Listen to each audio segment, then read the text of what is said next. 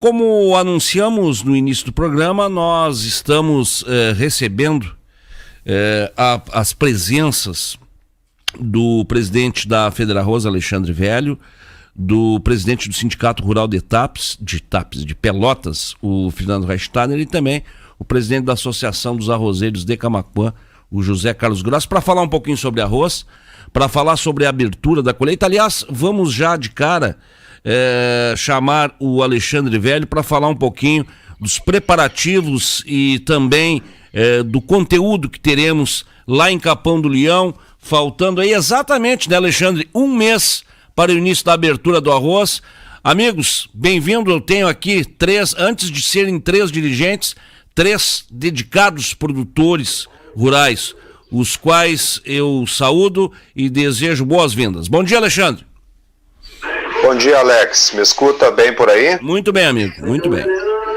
Prazer em falar contigo mais uma vez, com os teus ouvintes, ainda mais na parceria destes amigos aí, produtores, o Fernando Reichsteiner e também o José Carlos Gross. Estamos, como tu falaste, nos aproximando da abertura, exatamente 30 dias de hoje, nós estaremos então dando pontapé inicial neste importante e fundamental evento para a agricultura e para, principalmente, né, o setor arrozeiro, mas hoje não se fala mais em arroz somente, se fala num sistema de produção, né, Alex? E é em função disso que nós temos este título dos novos rumos do sistema de produção. Nós não enxergamos mais a lavoura de arroz somente, enxergamos um sistema produtivo e cada vez mais buscando, através de uma programação muito profissional, de uma programação muito bem estudada e pensada, Alex, procurando então intensificar este sistema produtivo. Alexandre, em função de toda essa questão da Covid, claro que nós temos alterações naquela programação que é original, né? Como é que se dará, por exemplo, esse ano nós não deveremos ter as caravanas, né? Como é que vai funcionar essa parte aí do público? Vai ser público reduzido? Como é que vai ser isso aí? As caravanas, elas irão ocorrer, Alex, mas dentro de um protocolo que inclusive nós já estamos com o documento pronto para entregar para o governo estadual, e os protocolos com relação às caravanas prevêem, então, no máximo 50% de ocupação dos ônibus. Casos especiais como pessoas da mesma família, aí sim é permitido, então, viajar lado a lado. Nós temos uma expectativa, obviamente, junto com as empresas este ano, de um público menor. Sem dúvida, nós teremos uma participação bem menor do que os últimos anos, porém, nós estamos trabalhando muito forte, Alex, para trazer segurança para os produtores, e eu lembro que o setor do agro, o setor arrozeiro, não parou em plena pandemia. Nós estamos desde março do ano passado, quando começou realmente a pandemia, trabalhando sem parar, porque é um setor fundamental não só para o Estado, e eu lembro sempre que é o setor que garantiu a segurança alimentar com relação ao arroz do Brasil. Então é fundamental, claro que dentro de todos os protocolos previstos, com todos os cuidados que nós devemos ter, e para isso nós já estamos então com este documento pronto para entregar ao governo, e certamente, tomando todos os cuidados, fazer um evento híbrido, né, Alex? Então, tanto presencial como também online. A transmissão online, já entrando em detalhes aí da abertura, ela será das palestras, do ato da abertura e também das homenagens. Esta é a previsão que nós temos. E também um outro detalhe fundamental é que nós temos, então, o evento da abertura é um evento aberto. O único local previsto que era fechado, Alex, e por isso eu estou trazendo aqui um esclarecimento, era o auditório. Este ano nós não teremos o auditório fechado, aquele da sede da Embrapa. Serão 3 tendas abertas, aonde nós teremos circulação de ar, distanciamento, enfim. O único local que não é ao ar livre total, mas será com estas características, é o auditório, que também foi aumentado a sua capacidade para exatamente a gente poder manter um distanciamento. Então, todos estes cuidados aí nós estamos tomando para levar adiante uma programação imperdível. E eu gostaria de te mencionar alguns detalhes dela. Nós teremos no primeiro dia um painel já na arrancada, que é um tema fundamental aí, ainda mais nos 2 últimos anos, que é a irrigação como seguro da diversificação. Este painel terá a moderação do ex-presidente Henrique Dornelles. O Henrique tem uma experiência grande em irrigação por pivô, principalmente, e ele estará junto com o Álvaro Ribeiro, aí de Camaquã, que também vai trazer a sua experiência aí por irrigação por sulco, o Joel Michelotti, que é engenheiro agrônomo do Grupo Ceolim, de Uruguaiana, e também o Paulo Pires, presidente da FECOAGRO, estará neste painel. Também teremos neste dia um painel que será o painel do arroz gaúcho, alimentando nações e conservando o planeta, com a mediação do nosso Eduardo Condorelli, superintendente aí do Senar RS. E neste painel nós teremos a presença do Arthur Lemos Júnior, que é o secretário de Meio Ambiente e Infraestrutura do governo do estado. Então, um painel muito importante neste primeiro dia. Também, complementando a tarde do dia 9, Alex, nós teremos os novos investimentos de logística e armazenamento que irão influenciar as exportações do arroz gaúcho.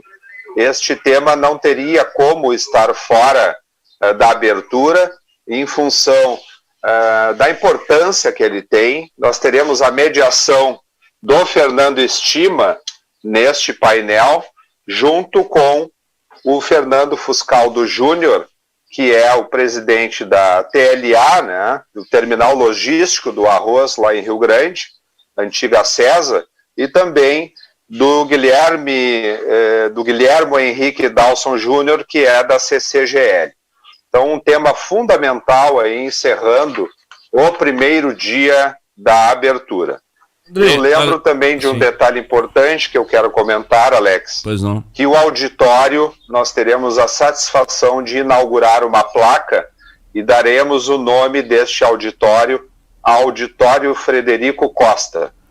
O Frederico foi uma pessoa fundamental aí na defesa do arroz gaúcho, na colaboração que sempre teve com a diretoria da Federarroz, respondendo inclusive por este tema da logística e exportação. Era o diretor da Federarroz nesta área, e o Frederico teve um papel fundamental neste processo de nós trazermos aí uma modernização do local da CESA, enfim, de toda a infraestrutura que nós temos lá no Porto de Rio Grande. Isto então seria o primeiro dia. Alexandre, Alexandre, depois a gente fala do restante da programação.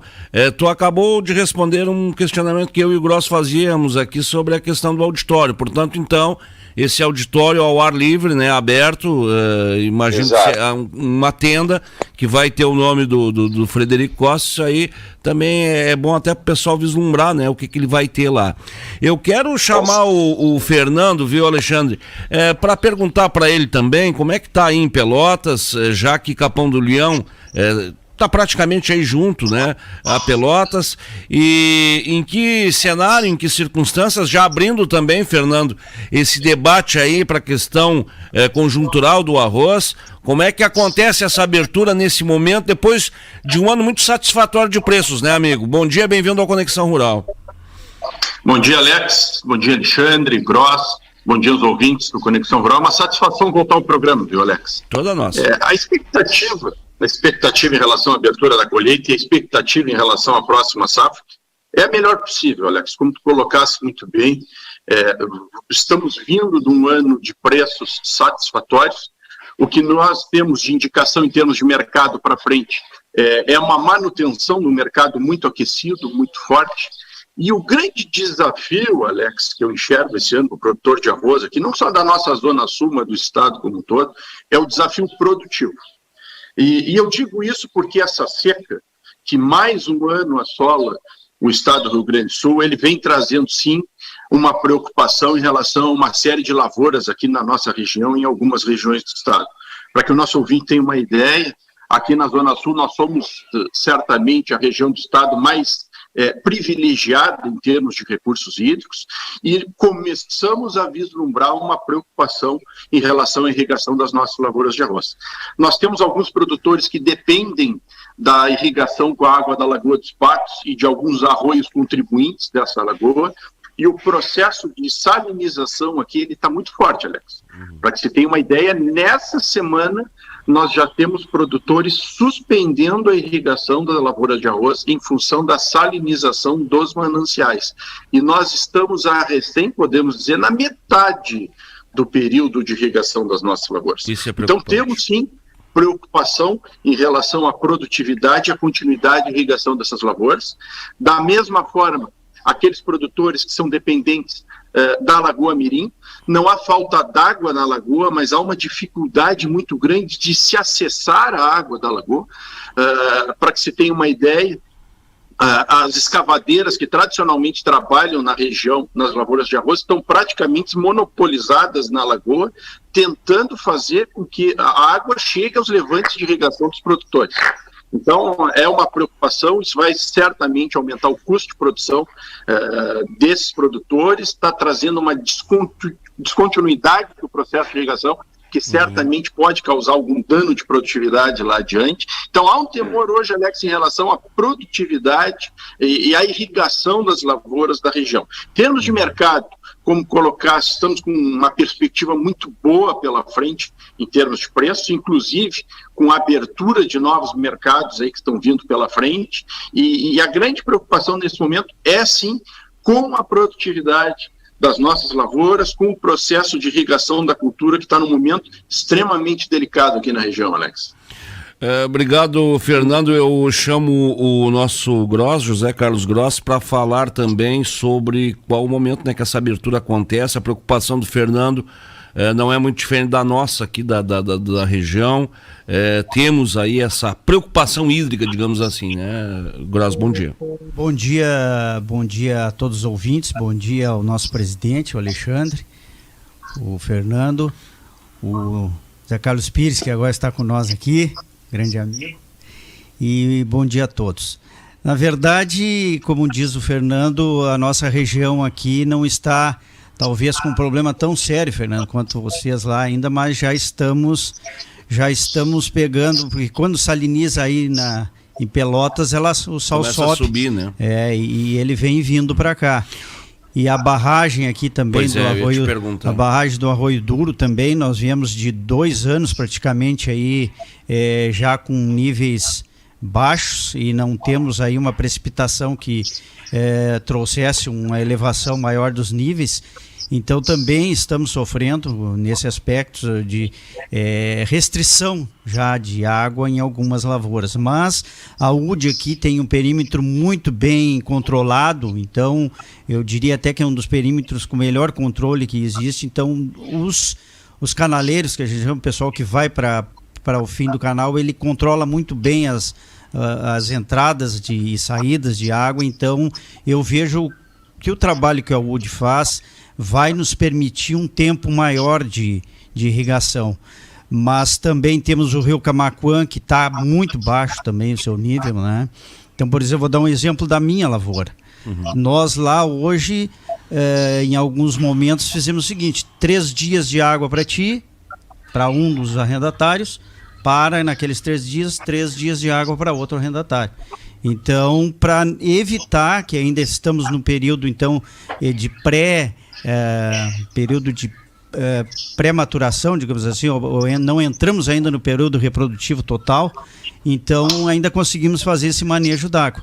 Mas também eu vejo que esse aspecto, e por todos os outros aspectos que o Alexandre sempre fala, que nós temos de baixo estoque de passagem, de dólar elevado e dessa área diminuída que nós tivemos esse ano. E exportações crescentes. Exportações também crescentes, não há porquê nós baixarmos de 3 dígitos o nosso produto, né? Vejo que não tem razão de nós trabalharmos a menos de R$100. É uma opinião própria, entende? Então, mas eu vejo, dentre todos esses fatores, que nós temos que trabalhar dentro desse parâmetro. Que é uma justiça tardia, né? Por muito tempo o arroz esteve muito baixo, muito desvalorizado mesmo, e agora me parece que começou a se fazer uma justiça de preço. Alexandre, nos dê uma ambiental sobre essa questão aí de possibilidade de falta d'água também, aí no litoral norte, em outras regiões também que tu tem essas informações, região central, região da campanha, fronteira oeste, como é que tá essa situação? A preocupação, ela é compartilhada por todos, Alexandre? Com certeza, Alex, os produtores estão preocupados. Eu tenho tido alguns relatos aí de falta ou de interrupção parcial desta água, né, que nós usamos na lavoura. Este assunto preocupa, e eu já tenho uma expectativa, Alex, que a área plantada este ano, que praticamente ficou igual à área do ano passado, não será a área colhida. Então, certamente, nós poderemos ter um impacto na cultura e também na produtividade. Então, já trabalhamos com uma expectativa menor em termos de produção este ano para o Rio Grande do Sul. Este é um assunto que realmente está na pauta, não tem como ser diferente, né? E é em função disso também a importância deste tema da abertura, que a gente busca, então, trazer uma estabilidade de produção, cada vez um número maior de produtores plantando soja junto com arroz, e nós estamos tentando trazer, então, o uso de alguns sistemas de irrigação. Eu mesmo, aqui na fazenda, eu uso tanto o camaleão como também o sistema de irrigação por canhão e também por inundação tradicional, que eu já usava desde o ano passado e há 2 anos, e nós temos que intensificar este sistema. Mas eu queria trazer de volta o assunto da abertura para te comentar um fato muito importante também, Alex, que é uma modificação, e isso é o reflexo desta preocupação que nós temos com a segurança e condições sanitárias, que é a preocupação com a saúde de todos. Nós não teremos, então, a princípio, a inscrição na hora, nós teremos a inscrição online também, a partir do dia 15 de janeiro, ela poderá ser feita no site ou no aplicativo, né? O site é o www.colheitadoarroz.com.br, e também podemos baixar no próprio telefone aí o aplicativo, onde pode ser feita a inscrição. E este detalhe é importante porque ele mostra que nós estamos preocupados que não se formem filas no dia do evento, como é normal, né, acontecer, e tudo isso tem a ver com estes cuidados aí que a gente pretende ter para fazer um evento normal e que ninguém corra risco. Quero salientar também que nós temos a autorização do governo estadual para o evento. Também tivemos uma reunião muito importante com os prefeitos da Zona Sul, que é a associação de prefeitos ali do entorno de Capão do Leão. Nós temos que ter a anuência dos prefeitos e nós tivemos a unanimidade deles com relação à realização da abertura, né? Já falando sobre o segundo dia, e aí eu queria entrar num tema importante rapidamente, sim, que é um painel sobre a intensificação da pecuária a pasto, a importância para a sustentabilidade da produção de grãos em terras baixas. Com a participação aí do Danilo Santana, da Embrapa, também estará conosco o Paulo Azevedo Osório, que é um agrônomo competente da Porteira Dentro, e também do Luciano Esperoto Terra, aí, que tem uma experiência muito grande na pecuária e vai contribuir muito, tenho certeza. Também um painel sobre mecanização agrícola, realidade e perspectivas. Logo em seguida, teremos um painel tecnologia e inovação nas propriedades rurais, um caminho sem volta. Com certeza, a tecnologia e a inovação, elas têm que estar presentes aí no dia a dia dos produtores. Inclusive, teremos aí a participação da nossa amiga Betânia Longaray Fonseca e também de Camaquã, contribuindo conosco neste painel. E encerrando um dia, como não poderia ser diferente, um painel cenários de curto e longo prazo para o arroz e a soja, com a presença, então, do Carlos Cogo. Eu queria também aproveitar aí as palavras do Fernando, que comentou com relação aos custos, né, que este ano podem ter aumento. Nós temos que levar adiante sempre uma atualização dos custos na lavoura de arroz, cada vez mais a importância de uma gestão dos nossos negócios. O arroz melhorou o patamar de preços ao produtor, mas eu lembro que a maioria dos produtores não vendeu arroz sequer a R$70, quanto mais a R$100. Então, o ano de realmente começar a colocar a casa em dia é este ano de 2021, e por isso eu também concordo com as palavras do Gross, do nosso diretor Gross, que comentou que o arroz não tem porquê baixar de 3 dígitos. Este é o valor no mercado internacional. Nós tivemos agora há poucos dias, com a entrada do arroz importado, a confirmação daquilo que a gente sabe, né, que é a baixíssima qualidade do arroz importado, né, Alex? A gente já vinha comentando isso. E se o arroz importado é de baixa qualidade, não serve para a maioria das marcas que nós estamos acostumados no mercado brasileiro, e ainda está acima de R$100, não vejo por que o mercado mudar deste patamar. O aumento ao consumidor foi da ordem de 15% a 20%. Eu tenho dado inúmeras entrevistas onde eu faço aquela conta, né, que o arroz a R$4, R$4,50 ou R$5 o quilo, que é o novo patamar ao consumidor, ainda é um preço muito barato, e uma família de 4 pessoas não gasta mais do que R$20, R$25 por mês com o arroz. E muitas vezes não reclama em pagar R$6, R$7 por um refrigerante, R$10 por uma barra de chocolate, e acha caro aí pagar R$5 por um quilo de arroz. Então nós temos, neste novo normal, Alex, que valorizar esta cultura, valorizar este produtor que vem há anos tendo problemas estruturais, de endividamentos que inclusive não foram ainda resolvidos, e se mantém na lavoura, buscando intensificar esse sistema produtivo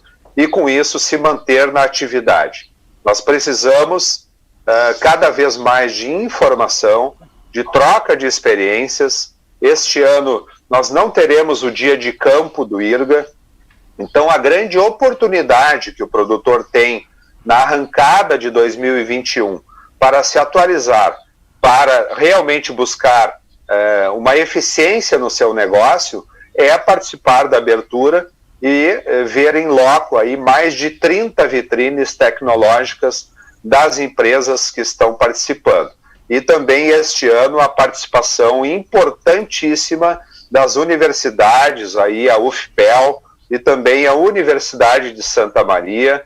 Eu tive a grata satisfação de chegar em Pelotas alguns dias atrás e acompanhar o professor Enio trabalhando lá na abertura, com a mão na massa realmente, o professor Enio com o seu conhecimento, colocando em prática, então, algumas tecnologias que ele pretende apresentar na abertura.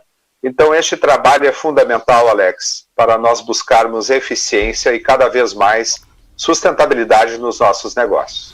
Eu tenho vários recados aqui, o Rodrigo Schenfeld dizendo que está na audiência, o Rodrigo Machado também dando um bom dia a todos, a Clarice Rodrigues também dando um bom dia, a professora Maria Beatriz Tavares, também o Silvio Rafaeli, nos ouvindo em Tapes, ex-prefeito de Tapes, agora ex-prefeito, né? Tereza Quevedo e a Zélia Bolesta. Depois a gente vai falar mais os nomes. Quem tá te mandando um abraço, Richard, antes de a gente começar a entrevista, é o Richard Serpa, viu? Nosso presidente do sindicato aqui de São Lourenço do Sul, e diz que só estava no aguardo aí da tua participação, viu? E eu aproveito também, Richard, o Steiner, para falar sobre IRGA, pegar essa deixa aí do Alexandre, esse que é o Instituto do Arroz, né? Instituto dos Arrozeiros. Me parece que a gente está tendo aí uma transformação, né, na linha de trabalho. Tu, como conselheiro, qual é a avaliação que tu faz aí desta nova direção, desta tentativa aí de tentar mudar a face do Instituto Rio Grandense do Arroz? Primeiro, mandar um abraço para o Richard, Alex, um grande colega e presidente do Sindicato Rural de São Lourenço, faz um excelente trabalho, não só em São Lourenço, mas como coordenador hoje da Regional 7 aqui da Farsul. Um abraço para o Richard. IRGA, Alex, o cenário do IRGA, nesse momento, é um cenário extremamente positivo, Alex. Eu não me lembro de um momento com variáveis tão favoráveis para que nós realizemos aquelas modificações que há muito tempo se discute, se tenta realizar, sem sucesso no nosso Instituto Rio Grandense do Arroz. Há uma conjugação de fatores e talvez principalmente nós podemos dizer que hoje há vontade política por parte do governo do estado atual em se fazer as mudanças. O secretário Povati, desde o início, quando nós nos reunimos com ele, enxergou a necessidade de se tocar um projeto de modernização do IRGA. O que nós colocávamos naquele momento é que o IRGA não ficaria do jeito que estava. Ou nós iríamos arrumar uma forma de modernizar, de atualizar o IRGA às necessidades da orizicultura do estado do Rio Grande do Sul, ou nós enxergaríamos o IRGA definhar e talvez logo ali adiante estaríamos discutindo a extinção do órgão. E, felizmente, o governo enxergou essa necessidade. Tivemos recentemente uma reunião com o governador Eduardo Leite, onde ele autorizou que se desse início a esse processo de estudo de modernização. Diga-se de passagem, uma promessa antiga do governador Eduardo Leite, lá da época da campanha. Que pena que esse processo não evoluiu numa velocidade maior. Certamente a pandemia nos trouxe sim alguns problemas, Alex. Nós tínhamos no início do ano passado já uma formatação de trabalho a ser feita a partir de um grupo de trabalho que foi montado, e a partir de março nós tivemos a pandemia, e a pandemia por um certo momento praticamente monopolizou as ações de governo. Felizmente, a partir de um determinado momento se enxergou a necessidade, independente de pandemia, de nós tocarmos, de nós começarmos esse trabalho de estudo de modernização do Instituto. Assim foi feito, e hoje, como eu disse, nós temos sim uma visão por parte do governo da necessidade de se realizar esse trabalho. Nós já estamos fazendo a discussão técnica da melhor formatação para que se faça esse trabalho, porque há duas linhas, Alex, isso é importante que fique muito claro. Não basta hoje para nós, no IRGA, termos acesso aos recursos da taxa CDO. Esse é um ponto que é fundamental, é importante, mas ele não é suficiente. Nós temos sim que ter acesso a esses recursos, mas nós temos que ter a possibilidade de operacionalizar a utilização desses recursos. Da forma que o IRGA está trabalhando hoje, se nós tivéssemos a liberação de 100% da taxa CDO para os cofres do Instituto, provavelmente nós teríamos muita dificuldade de utilizar essa taxa ao longo do ano pelas amarras operacionais que nós temos dentro do Instituto. Então, esse trabalho que está sendo feito visa basicamente dois caminhos. Primeiro, logicamente, ter acesso ao recurso, e num segundo caminho, como que se dará a utilização desse recurso dentro do Instituto para que ele traga, assim, para a lavoura de arroz o maior benefício possível. E aí eu gostaria de citar, Alex, há um tempo atrás fizesse a primeira entrevista, eu acho, com a nova diretoria do Instituto Rio Grandense do Arroz, e diga-se de passagem, estamos extremamente satisfeitos com a atual diretoria. O presidente Ivan Bonetti é incansável dentro do trabalho que ele pretende realizar dentro do IRGA. Ele tem a velocidade da iniciativa privada dentro do setor público, é algo difícil de nós enxergarmos. Então, dentro desse trabalho, dentro dessa nova diretoria, nós enxergamos uma velocidade muito grande e uma vontade de se realizar esse trabalho de modernização do IRGA. Então, o caminho que está se tomando, Alex, os estudos, os trabalhos que vêm sendo realizados, nos dão ali adiante uma visão muito otimista em relação ao que nós podemos fazer no Instituto, tanto em termos de disponibilização do recurso, como em termos de utilização desse recurso. O que nós vamos precisar mostrar para o governo, dentro desse trabalho, hoje o IRGA praticamente tem liberado para trabalhar em torno de 60 milhões de reais da taxa CDO, enquanto a arrecadação da taxa gira em torno de 110. Então nós temos em torno de 50 milhões de reais por ano que saem do bolso do produtor rural, que não estão chegando no seu destino, que é o Instituto Rio Grandense do Arroz. E qual é o desafio que nós estamos nesse momento? É o desafio de mostrar ao governo que esses 50 milhões de reais investidos no IRGA, retornando à lavoura de arroz, eles darão um retorno para o próprio Estado do Rio Grande do Sul, para o próprio governo, muito maior do que se eles continuarem sendo desviados para pagamento de salários, para pagamento de outras despesas correntes do Estado. Então esse é o trabalho que está sendo feito agora. Nós temos absoluta convicção de que esse dinheiro dentro do IRGA, retornando à lavoura, o retorno para o Estado vai ser muito maior, Alex. O que nós enxergamos para frente é uma possibilidade de novos mercados serem atingidos. Nós voltamos a ter um diretor comercial dentro do Instituto Rio Grandense do Arroz, que nós passamos muito tempo sem. Há um trabalho de aumento de consumo que pode e deve ser realizado nos próximos anos, e nós enxergamos sim, Alex, a possibilidade, inclusive, de nós retomarmos alguma recuperação diária para os próximos anos, desde que nós consigamos conquistar esses mercados que aparentemente estão disponíveis aí para serem conquistados. E na medida que nós retomamos áreas plantadas que deixaram de ser plantadas, nós vamos estar gerando uma nova distribuição de riqueza dentro do Estado, em torno dessas áreas que outrora foram abandonadas em função desse desmonte que a lavoura de arroz sofreu ao longo dos anos. Então o cenário, Alex, é extremamente positivo. Há, nesse momento, a intenção, numa primeira ideia, de se montar um fundo, e aí eu gostaria de lembrar uma colocação que o doutor Odacir Klein fez aqui no programa a respeito dos fundos, que há fundos e fundos.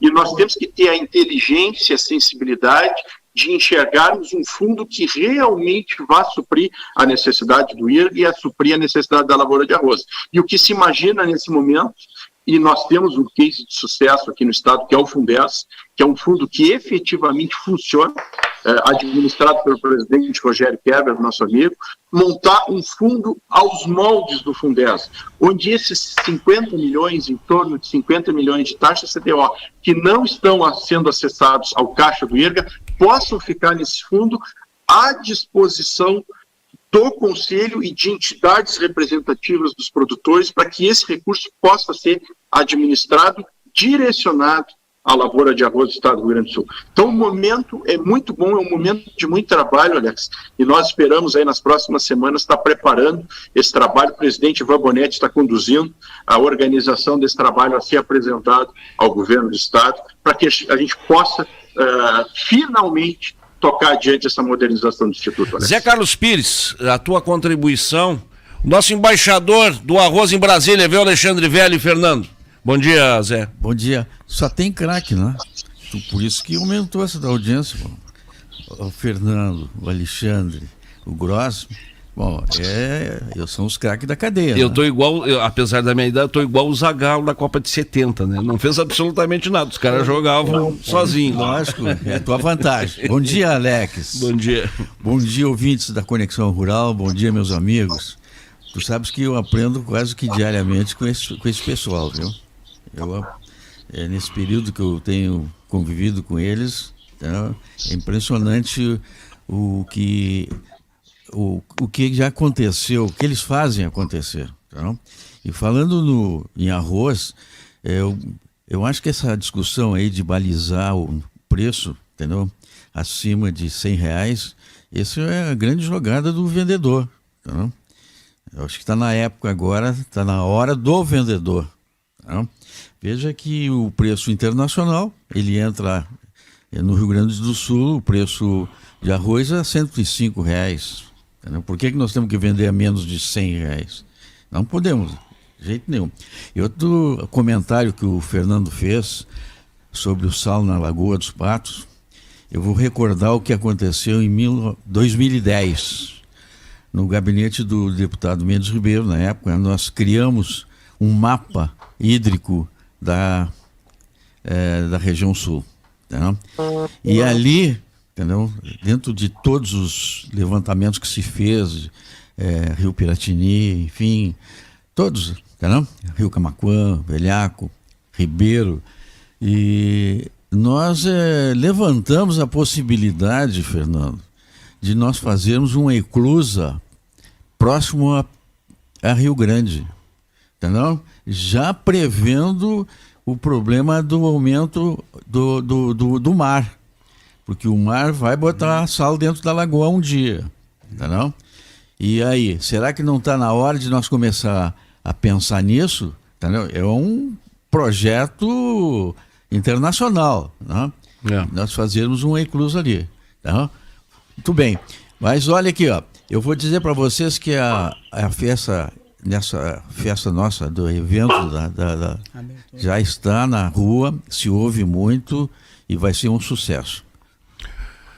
Um abraço para a minha querida contadora e amiga Silvana Scherer, que está na nossa audiência, pedindo para enviar um abraço para a dona Irena Bobrovski, que tá nos ouvindo. Um grande abraço aí, a dona Irena. Eu tenho uma pergunta aqui meio capciosa também aqui, meu amigo Silvio Rafaeli.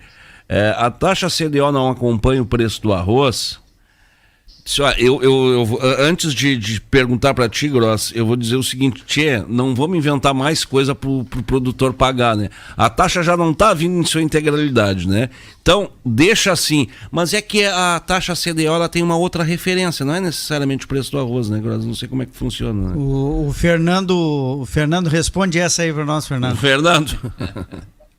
Não. Na realidade, Alex, ela é indexada não pelo arroz, ela é indexada por uma referência do governo do estado, que anualmente, toda virada de ano, ela é reajustada por esse percentual de referência. Não tem nada a ver com o arroz. Se o arroz baixar ou se o arroz subir, para efeito de taxa CDO, não há influência nenhuma. Perfeito. Então, não há ligação da taxa CDO com o preço do arroz, não é um percentual do preço.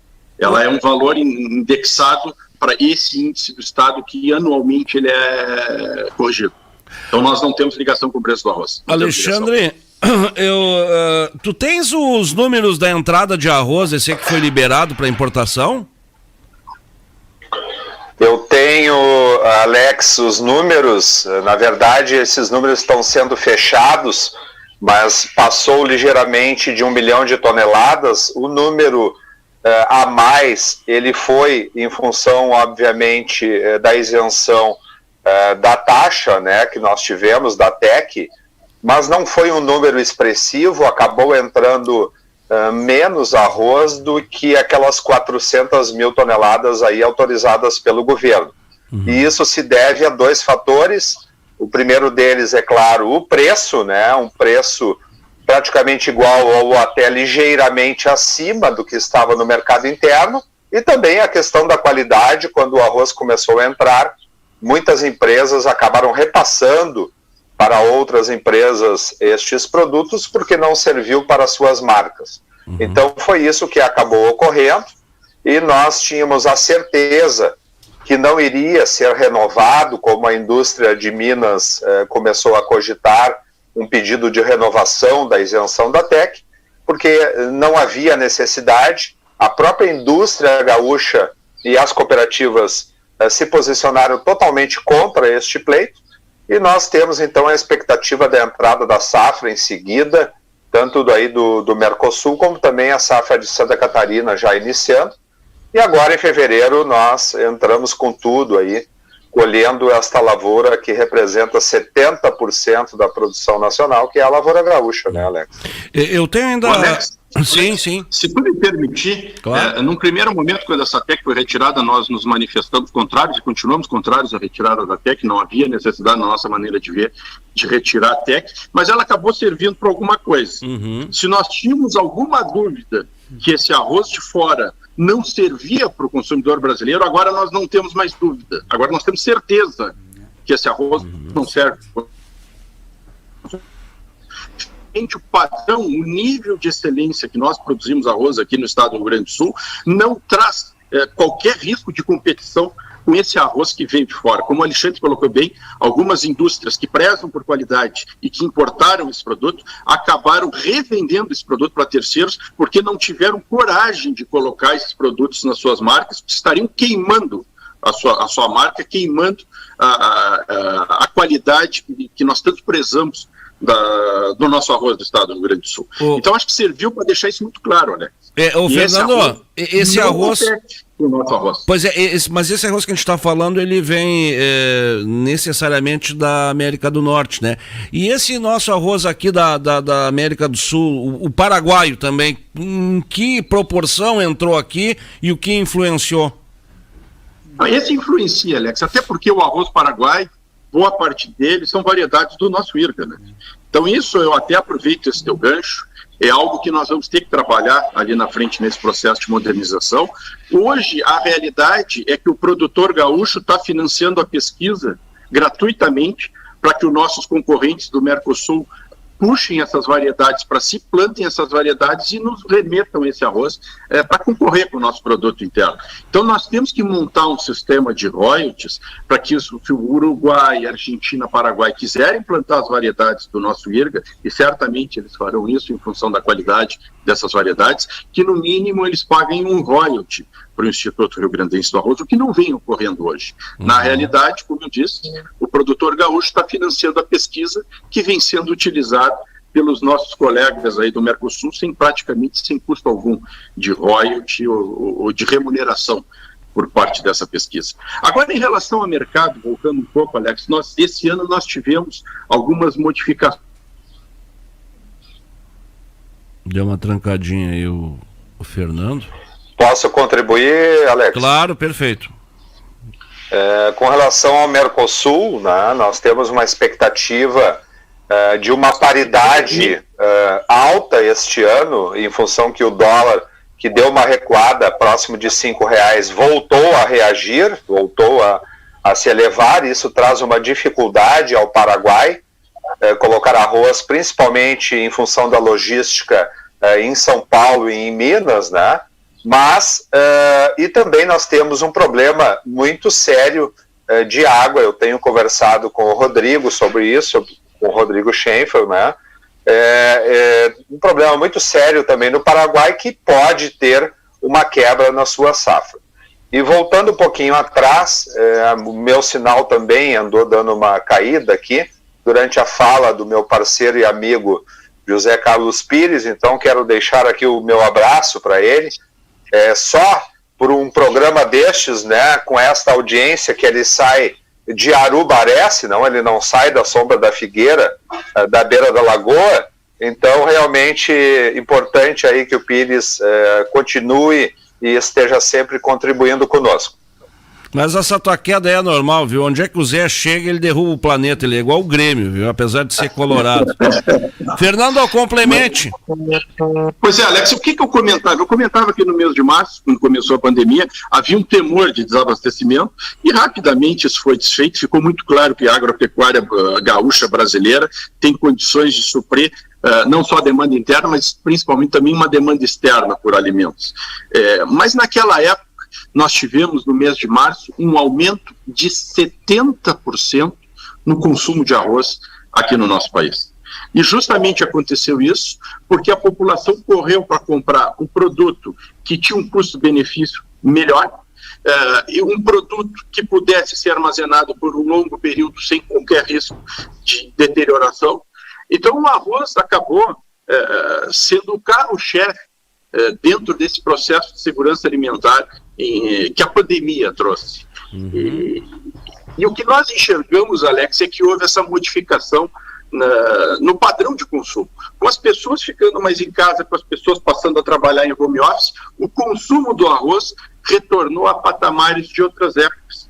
Tanto é que, num determinado momento, se comentava que uma das grandes procuras que havia no Google era como se cozinhar arroz. Ou seja, eram pessoas que tinham praticamente abandonado a tradição de fazer arroz, voltando a querer cozinhar arroz, querendo fazer arroz nas suas residências. E tudo indica, Alex, que esse processo de home office, mesmo passando a pandemia, e tomara que passe logo em seguida, nós teremos sim a manutenção desse processo.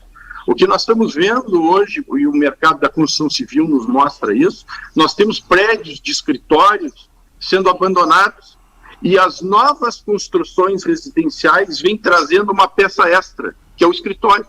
Ou seja, as pessoas vão começar, dependendo logicamente da sua atividade profissional, principalmente do setor de serviço, a trabalhar em casa. E talvez essas pessoas, voltando a trabalhar nas suas casas, voltem a ter o consumo de arroz como em outras épocas. Agora, por outro lado, nós também deveríamos ter uma modificação, e nós vamos ter que ficar atentos a isso, que é o fim do auxílio emergencial. Eu não tenho dúvida que um cidadão que perdeu o seu emprego, tem dificuldade de perspectiva de arrumar um novo emprego e recebe um auxílio do governo de R$600, R$300 por mês, esse sujeito vai comprar comida. É a lógica. E dentro dessa alimentação, o arroz é o carro-chefe. Então, certamente, esse auxílio emergencial contribuiu também para a melhora do consumo do arroz. Qual o impacto que vai ter o fim desse auxílio? Nós vamos ter que assistir aí nos próximos meses, Alex, mas o cenário é positivo para frente, eu não tenho dúvida disso. Esse dado que tu trazes aí da pesquisa do Google corrobora com um dado que saiu essa semana da Tramontina, que está fechando o ano com uma venda aí de superior a 20% nos utensílios domésticos. Por quê? Porque o pessoal ficou mais em casa, começou a se descobrir mais também e precisou das ferramentas. Gross, eu vou fechar contigo. E já vou também agora para essa última rodada aí com o pessoal, para tu passares um recado aí para os nossos produtores aqui, como é que vão fazer para ir lá na abertura, como é que vai funcionar? Camaquã, tradicionalmente, é uma das regiões que leva mais gente, mais caravana sempre para a abertura da colheita. E isso colheita. dito pelo nosso Valente também, né? Que é o homem que cuida da parte das excursões, ele sempre diz isso, né? Então, é uma tradição da gente participar. E eu vejo, já que o Alexandre nos deu essa possibilidade de haver uma caravana com os devidos requisitos para que não haja problema. Com lotação menor, claro, né? Acho. Vamos trabalhar em cima disso aí e vamos participar. Eu não tenho dúvida que Camaquã sempre, e estamos perto aqui, eu acho que temos que fazer uma força e também o pessoal ir com seus carros próprios também, né? Isso claro, aí não vai ter problema, também, né? Perto também, é rápido, né? O que nós não podemos é deixar de participar, porque, como o Alexandre disse, a informação hoje é obrigatória e essencial, né? Então... Alguma surpresa nesse ranking das empresas beneficiadoras essa semana que saiu? Aliás, o trabalho já da diretoria comercial, fazia horas que não saía esse ranking, né? Do IRGA. Não, eu vejo como a Santa Lúcia aqui representando Camaquã é a 8ª, né? E ela já era 8ª, eu acho, ano passado, então está se mantendo a Camil como a primeira, assim, lógica, né? Dobro, né? Da segunda. O dobro das outras. Eu vejo que nós temos um parque industrial muito bom, né? E que isso também é muito importante para a cadeia, sem dúvida, né? E quanto mais melhor, né? Agora eu vejo uma coisa que o Registânio falou que é o mais importante de tudo. A população, o cidadão começou a dar importância ao que tem importância. Porque se tu tiver dinheiro no bolso e não tiver comida na mesa, não adianta nada. Então, o arroz mudou de patamar, não só pelas questões todas, mas pela uma consciência, eu acho, da população, que tem que valorizar o que realmente tem o valor, que é o arroz, né? E que são os alimentos. Esses sites de receita também devem ter tido aí recorde, né, de procura, né? Porque vamos ser bem honestos, né, gente? Claro, cada um a gente respeita, né? Mas entre tu pedir um lanche e tu fazer em casa, tem, sei lá, ainda repito, a gente respeita todos os gostos. Mas tem um sabor a mais tu fazer o teu alimento, enfim, né? E tem o consumo agora aí dos derivados, né? Que não podemos... Muitos lugares vendendo, viu? Biscoito de arroz, farinha de arroz, isso é uma coisa interessante. O macarrão de arroz, hoje é muito procurado. Então, eu vejo que nesse aumento de consumo, coloque aí um pouquinho dos derivados no meio, entendeu? E cada vez ainda temos um mais. Potencial, né, Pires, de aumento muito grande nesses derivados. Nós ainda estamos engatinhando nos derivados de arroz. Verdade. Então ainda há um potencial muito grande de crescimento. E o que eu digo do preço do arroz, Alex, é que o arroz não ficou mais caro, o arroz ficou menos barato. O arroz continua barato e a gente tem consciência que ele tem que continuar barato, porque o grande consumidor de arroz nosso é o consumidor de baixa renda. Nós temos que produzir um arroz barato. Agora, não artificialmente barato, como em outras épocas, que estava levando ao desmonte da cadeia produtiva do arroz. Então o arroz vai continuar sendo uma comida de custo-benefício muito atrativa ao consumidor, vai continuar barato, menos barato que em outras épocas, mas vai continuar, eu não tenho dúvida, sendo o carro-chefe da alimentação da população brasileira. Eu vi a composição de custo de uma quentinha, entendeu? Uma quentinha de R$13, o custo do arroz é 0,14 centavos. E essa quentinha tá cara por R$13. Pois né? Veja só. E uma quentinha de R$13. Ô Alexandre, quantas lives tu fez aí nesse ano que passou, hein, Alexandre? Alex, perdi a conta realmente, e ali quando o arroz mudou de patamar, a demanda por entrevistas, ela foi impressionante. Eu não me esqueço que teve um dia que eu dei 18 entrevistas num dia só, então realmente me demandou demais, e eu quase perdi a voz ali defendendo este produto nobre e barato, como disse o Fernando, que é o nosso arroz, né, Alex?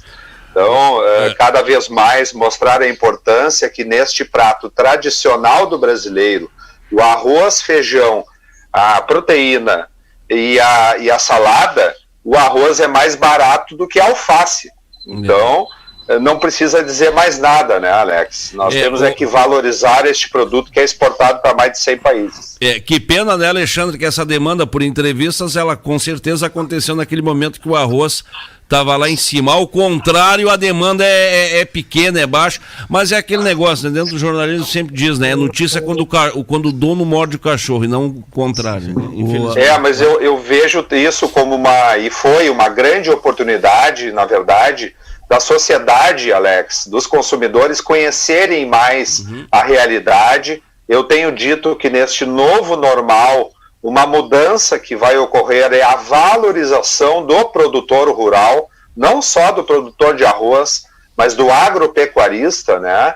O consumidor está se dando conta que para não faltar lá no supermercado, o produtor tem que continuar na atividade. Então é fundamental que neste novo normal, tanto o governo e também os consumidores reconheçam a importância dos produtores. E eu me orgulho, assim como meus colegas aqui, o Fernando, também o Gross, de pertencer a esta classe aí que garantiu a segurança alimentar do arroz em ano de pandemia, né, Alex? Alex, sim. Deixa eu te dizer que quem deve estar preocupado agora é o Robertito, lá em Uruguaiana, viu? Porque o Alexandre, com 18 lives, entendeu? É um forte candidato ao Senado, né? Então... Ô Alexandre, o Zé conversa, fala sobre derivados, mas nunca fez arroz pra ti lá em Brasília, né? Não, ainda não, mas qualquer hora eu levo um cordeiro daqui e ele faz o arroz, porque lá em Brasília o corredor do arroz é bem maior do que o aqui do Sul. E, inclusive o brasiliense lá, o pessoal ali de perto de Goiânia, tem um costume de consumo alto de arroz, e nos chama a atenção, quando eu acompanho o Zé lá em Brasília, em algum supermercado, o tamanho do corredor do arroz e dos derivados de arroz. Então eu penso que o consumidor gaúcho ele tem que ter uma mudança de postura com relação aos derivados e começar pela nossa família termos mais produtos de arroz na nossa dispensa, né, Alex? Isso aí que o Alexandre falou anteriormente sobre essa popularização. Eu acho que esses momentos eles servem, até porque o pessoal ficou mais em casa, também viu mais TV, se informou mais, né? Até para tirar alguns paradigmas, algumas coisas que vão sendo construídas ao longo do tempo. E eu acho que essa questão aí de que realmente foi a demanda tirar essa vilanização do produtor, né? Eu acho que, infelizmente, claro, foi um ano muito complicado, mas tem coisas que foram positivas também. Gente, eu quero agradecer demais a participação de vocês, o Alexandre, o Fernando e o Gross. Deixar para vocês que estão mais longe de nós, fazer o fechamento aí, começando pelo Fernando. Alex, mais uma vez agradecer, fazia um tempinho que eu não participava do programa, sou ouvinte, mas não estava participando, e deixar uma mensagem positiva, Alex. Eu vejo um cenário muito positivo, não só para a lavoura de arroz, mas para a própria agropecuária. O produtor está fazendo a sua parte, o produtor está se modernizando, o produtor está ficando mais eficiente. Temos mercados, isso é importante, temos mercados que nos possibilitam pensar em aumento de produção, em aumento de produtividade. Finalmente, praticamente todas as nossas culturas estão trabalhando em novos patamares de preço, mais de acordo com a realidade do nosso negócio. Então, cabe a nós fazer o nosso trabalho, fazer as nossas lavouras, nossas criações de uma maneira moderna, de uma maneira eficiente, que mercado há. E eu tenho muito otimismo com a rentabilidade que o setor agropecuário pode ter nesses próximos tempos, Alex. Nós vivemos, sim, um momento de refundação, eu diria assim, das nossas atividades, e nós temos que estar atentos e aproveitar esse momento. Mais uma vez, muito obrigado, um abraço a todos, viu? Alexandre, reforce o convite para a partir do dia 9, até lá nós vamos falar bastante sobre a abertura da colheita. Desde já quero dizer o seguinte, nós estaremos lá nos 3 dias fazendo o programa ao vivo, viu? Para os nossos canais da internet, aqueles que quiserem acompanhar, nós faremos nossos programas das 7h30 até as 9 horas, trazendo um apanhado, né, do dia anterior. A gente vai fazer isso por vídeo e por áudio também, Alexandre.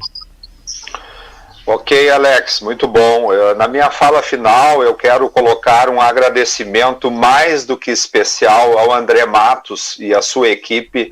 Um trabalho, de novo, incansável lá na abertura. O local está lindíssimo, trabalho muito bem executado pela equipe do IRGA. Também a Embrapa tem colaborado muito conosco nesta continuidade do evento na sede da Embrapa. Quero também, na palavra final, dizer e reforçar as palavras do Fernando no sentido de que esta diretoria, na pessoa do Ivan, entrou realmente com muita vontade em levar adiante as melhorias que a gente precisa para o IRGA e para todo o respaldo que o produtor precisa, né, com relação a todo o trabalho que o IRGA tem que executar. Então, realmente o Ivan, sua equipe, o diretor comercial, excepcional trabalho já em poucos dias do João Batista, enfim, toda a diretoria do IRGA. E com relação à abertura, então, reforçar que é o maior evento de abertura de grãos, não só do Brasil. Quando eu falo isso para alguns meios de comunicação, o pessoal fica meio surpreso, mas a nossa abertura é a maior abertura do Brasil em termos de agricultura, muito maior, inclusive, que a soja é muito maior que o arroz, né, no Brasil, mas a maior abertura da América Latina também. Então é fundamental que o produtor não perca esta oportunidade de se atualizar, de buscar temas fundamentais na condução dos seus negócios, e nós temos a convicção que nós realizaremos a abertura dentro dos seus protocolos preventivos, enfim, com todos os cuidados, o uso de máscara, o álcool gel, medição de temperatura, evitando filas, enfim, mas continuar nesse trabalho incansável que nós temos e que nós vamos continuar na defesa, Alex, deste setor que é fundamental, não só para o Rio Grande do Sul, onde nós temos aí mais de 200 municípios que dependem da cultura do arroz, mas, como eu falei anteriormente, para a segurança alimentar da nossa população brasileira. Então, agradecer o espaço, deixar um grande abraço aos meus parceiros, Fernando, o Gross, a ti e ao parceiro Pires aí, que contribui muito sempre com a cadeia do arroz. Obrigado e um bom final de semana. Obrigado, amigos. Bom fim de semana. Nos vemos em breve.